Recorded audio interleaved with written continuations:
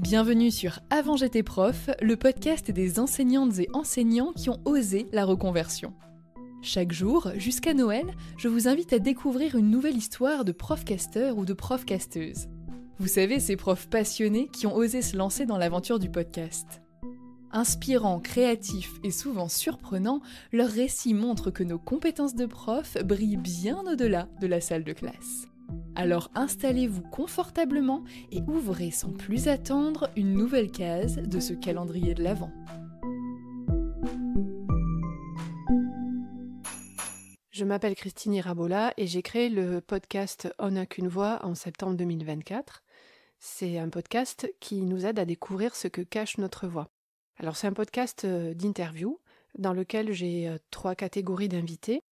Les premiers invités, ce sont des personnes qui utilisent la voix sur le plan professionnel. Donc ça peut être des conteurs, des chanteurs, des comédiens, mais aussi des personnes qui utilisent la voix au quotidien comme un vecteur important dans leur profession. Ensuite, il y a des personnes qui, à titre individuel, entretiennent un lien fort avec leur voix, soit parce qu'ils ont été empêchés à un moment donné de s'exprimer, de parler comme ils l'auraient souhaité, ou alors parce que tout simplement la voix a une place particulière dans leur vie. Et enfin, les invités qui sont des professionnels de la voix au sens où ils aident les autres à s'exprimer ou à réparer les voix. Il s'adresse ce podcast à des personnes qui sont curieuses de tout ce qui tourne autour de la voix, des personnes qui elles-mêmes ont peut-être du mal à trouver la juste place de leur voix dans leur vie, qui ont envie de l'aimer, voilà, tout simplement. Ce podcast a une durée de 40 minutes environ, parce que c'est la durée que je trouve sympa pour à la fois tisser du lien avec mes invités et aller suffisamment en profondeur dans l'échange sans non plus le faire durer trop. Les raisons qui m'ont amenée à créer le podcast On n'a qu'une voix sont nombreuses, mais je vais essayer de partager les principales. La première, c'est ma passion pour la voix. Alors ça, c'est quelque chose qui date parce que je pense que ça a pris ses racines dans l'enfance et j'ai toujours aimé le chant, les voix des autres, ça m'a toujours touchée. Et j'ai eu un véritable coup de foudre avec la radio quand j'étais étudiante. Alors ça date un peu, mais je m'en souviens bien. Pour moi, la radio, c'était comme un refuge. Et puis j'aimais beaucoup enregistrer des émissions sur des cassettes. Oui, des cassettes à l'époque. C'était un peu mes petits podcasts à moi, même si je ne savais pas encore que ça pourrait prendre cette forme-là plus tard. Et le podcast n'existait pas à cette époque-là, sinon je pense que j'aurais été amatrice, évidemment. Dévoreuse même, je pense. Et par contre, le podcast est rentré dans ma vie il y a à peu près 6 ans. Et aujourd'hui, des podcasts, j'en écoute dès que je peux. J'adore vraiment ça. Et puis la deuxième raison, c'est que pour moi, c'est vraiment un terrain d'expression, le podcast. Ça permet déjà d'écouter les autres, de partager, de faire des rencontres. Mais ça permet aussi de nourrir notre créativité. Je pense qu'on est tous et toutes créatifs et créatives. Et moi, je pense que c'est un endroit où j'aime bien justement nourrir cette créativité, la créativité sonore. Par rapport à mes compétences de prof, je dirais que déjà, il y a la compétence de l'écoute, cette capacité d'écoute qu'on a quand on est enseignant, qui va être vraiment importante dans un projet de podcast. Il y a aussi la prise de parole, puisque quand on est prof, on prend la parole tous les jours devant ses élèves. Et puis on le fait aussi parfois devant des assemblées plus grandes, d'adultes notamment. Moi, ça a été mon cas, j'ai été directrice d'une école de 10 classes, donc il y a eu plein de moments où j'ai dû prendre la parole devant des gens. Parfois, j'avais pas très envie, mais c'est un exercice qui, je pense, me sert malgré tout aujourd'hui, parce que moi, je suis une timide contrariée, on va dire. Je lutte un peu contre ça. En tout cas, j'essaie de mettre ma timidité de côté, donc ça a dû m'aider aussi à la contrer.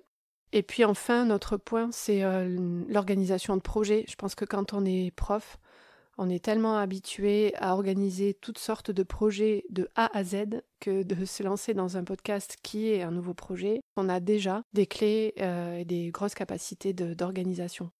Puis, qu'est-ce que ça m'a apporté à moi, le podcast? Énormément de choses, même si c'est que le début. Et pourtant, en quelques mois, ça m'a apporté énormément de choses. En premier, c'est des rencontres. D'abord parce que j'ai choisi de me former avec Florence, donc du podcast Avant j'étais prof, que vous connaissez toutes et tous évidemment. et avec Solène du podcast Friendship. Toutes les deux, elles ont monté une formation et voilà, je me suis lancée grâce à cette formation qui était vraiment super. Ça m'a permis de mieux les connaître toutes les deux et aussi de rencontrer d'autres podcasteurs et podcasteuses par le biais de cette formation. Les rencontres, c'est aussi avec mes invités, dont certains, je pense, je n'aurais jamais pu les rencontrer autrement que par le biais du podcast. Et ça m'a amené déjà, en quelques mois, dans des endroits nouveaux pour moi. Et on m'a proposé aussi de participer à des événements. Je pense à un festival de contes dans lequel on a fait une place à mon podcast juste avant qu'il ne sorte. Et c'est un endroit où je ne serais pas forcément allée et j'ai adoré ce moment-là. Et on m'a proposé aussi d'intervenir sur un événement qui aura lieu dans ma ville prochainement au printemps, là, 2025. Donc ça permet une ouverture immense. Et ensuite, sur le plan professionnel, moi, le podcast a un impact assez important. J'ai créé mon entreprise qui s'appelle Entre Voix et Mots. Donc, ça dit un peu tout, ma passion pour la voix et pour les mots. Aujourd'hui, je suis rédactrice web SEO. Ça veut dire que j'écris pour les supports du web, les supports Internet, et que je fais en sorte qu'ils soient référencés pour les moteurs de recherche. Et petit à petit, j'ai assumé ce signe distinctif que j'avais, c'est-à-dire des rédacteurs, des rédactrices, il y en a plein, mais moi, je commence à être assimilée tout doucement à quelqu'un autour du podcast. On ne sait pas forcément ce que je fais encore, mais en tout cas, on m'a identifiée comme la rédactrice qui fait aussi du podcast. Et il se trouve que moi, j'enregistre très souvent mes clients. Mes clients, c'est des personnes qui ont besoin de support écrit pour le web ou ça peut être même pour simplement leur communication, quelle qu'elle soit.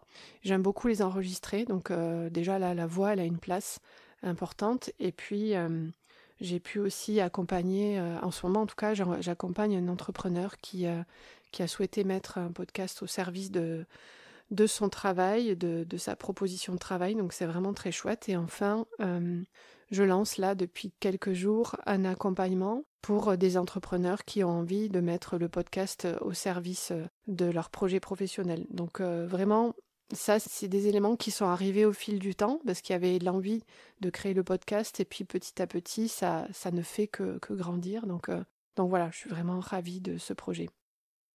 Par rapport aux enseignants aujourd'hui qui écoutent et qui auraient envie de se lancer, mais si tu es en reconversion, je dirais que si tu as envie d'explorer un domaine dans lequel tu souhaites évoluer, si tu as envie de montrer aussi ton expertise dans un domaine particulier, fonce en fait, parce que le podcast, c'est vraiment un endroit qui génère beaucoup de confiance. Et si tu as une activité ou si tu projettes une activité en tant qu'indépendant autour de l'accompagnement, de la formation, d'une compétence que tu as, eh bien c'est vraiment un endroit où tu vas pouvoir asseoir cette expertise et vraiment moi je t'encourage à mettre ton podcast au service de ton projet professionnel. Et si tu es un prof qui a juste envie de partager une passion, c'est génial aussi parce que tu peux le faire avec le podcast, c'est un endroit où tu peux t'exprimer, même sans avoir un matos de fou, même sans penser à des montages complexes.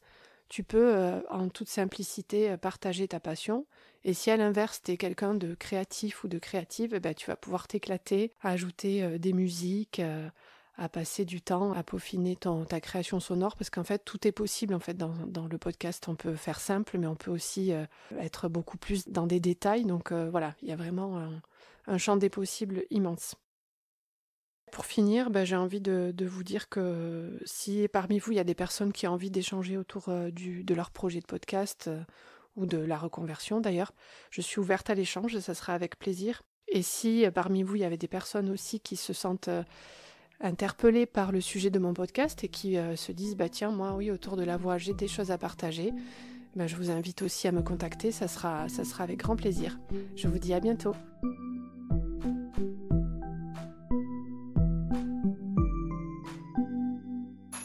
Merci d'avoir écouté cet épisode d'Avant j'étais prof. N'oubliez pas de vous abonner pour ne pas manquer les prochains.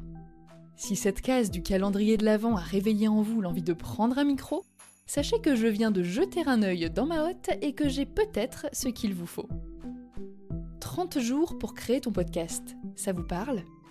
C'est la formation en ligne que j'ai créée avec ma collègue Solène pour faire le lien entre mon amour pour l'enseignement et ma passion pour le podcast. On y a déjà formé une 20aine d'élèves et la majeure partie d'entre eux sont ou ont été profs. On y propose 30 leçons, 30 exercices, des tutos, des templates et une communauté privée pour vous aider à avancer pas à pas dans la création de votre émission.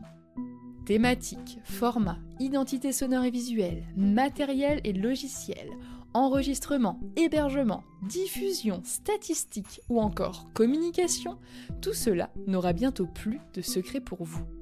Pour en savoir plus, rendez-vous sur le site formationpodcast.podia.com et comme c'est bientôt Noël, j'ai glissé une petite surprise dans la description de cet épisode. Chaque prof invité dans ce calendrier possède un code promo que vous pouvez utiliser. Ainsi, vous bénéficiez de 10% de réduction sur l'intégralité du programme tout en soutenant un profcasteur ou une profcasteuse. L'accès au programme est illimité, mais le code promo, lui, disparaîtra à peu près en même temps que vos bonnes résolutions, c'est-à-dire au 31 janvier. En attendant, prenez soin de vous, profitez des fêtes et rendez-vous demain matin pour ouvrir une nouvelle case de votre calendrier de l'Avent.